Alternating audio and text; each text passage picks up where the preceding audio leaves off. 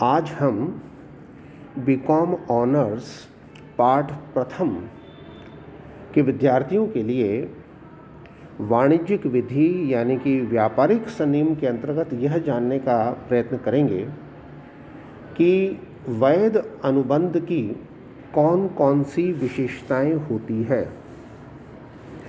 भारतीय अनुबंध अधिनियम 1872 की धारा 2H में यह कहा गया है कि अनुबंध एक ऐसा ठहराव है जो राजनियम द्वारा प्रवर्तनीय है।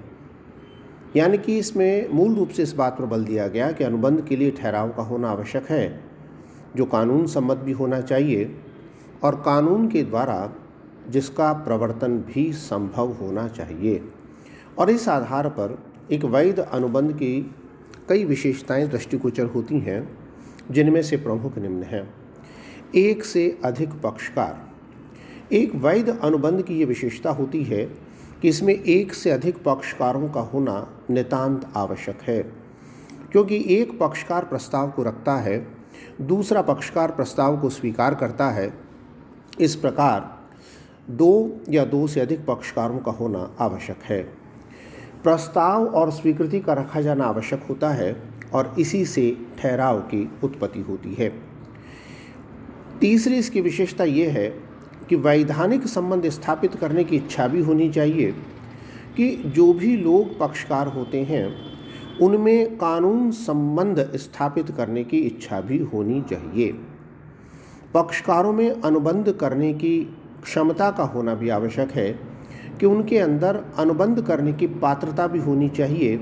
ये बात भी बहुत आवश्यक है। सहमति का दिया जाना भी बहुत आवश्यक है कि जब एक पक्षकार किसी प्रस्ताव को रखता है तो दूसरे पक्षकार को उसको सहमति दी जानी चाहिए, यानी कि उस प्रस्ताव को स्वीकार्यता की बात होनी चाहिए। पक्षकारों के द्वारा न केवल सहमति दी जाए वरन स्वतंत्र सहमति भी होनी चाहिए, फ्री कंसेंट होनी चाहिए कि जो भी हमारे पार्टनर्स हैं उनके अंदर किसी भी प्रकार का दबाव या अन्य प्रकार के अवैधानिक तरीकों को शामिल नहीं किया जाना चाहिए। प्रतिफल का होना भी आवश्यक है कि उनके बीच में वैधानिक प्रतिफल भी होना चाहिए, यानी कि कानून सम्मत जो भी उनके बीच में सौदा किया जा रहा हो उसके अनुसार प्रतिफल दिया जाना चाहिए। यानी कि एक पक्षकार जब दूसरे पक्षकार से किसी चीज़ को प्राप्त करना चाहता है तो प्रतिफल का आदान प्रदान भी होना चाहिए। उनके बीच में वैधानिक उद्देश्यों का होना भी आवश्यक है कि जो भी वो कार्य करेंगे वो वैधानिक होने चाहिए, कानून सम्मत होने चाहिए। कार्य ऐसा भी होना चाहिए जिसमें निश्चितता हो, यानी कि कार्य ऐसा हो कि जिसका पालन करना संभव होना चाहिए। यह भी एक वैध अनुबंध के अंतर्गत आवश्यक होता है। निष्पादन की संभवता होनी चाहिए कि जब एक पक्षकार प्रस्ताव को रखता है, दूसरा पक्षकार प्रस्ताव को स्वीकार करता है तो उसका निष्पादन किया जाना भी संभव होना चाहिए। यह भी कानून सम्मत आवश्यक है, तो यह भी बात इसके अंतर्गत आवश्यक होती है।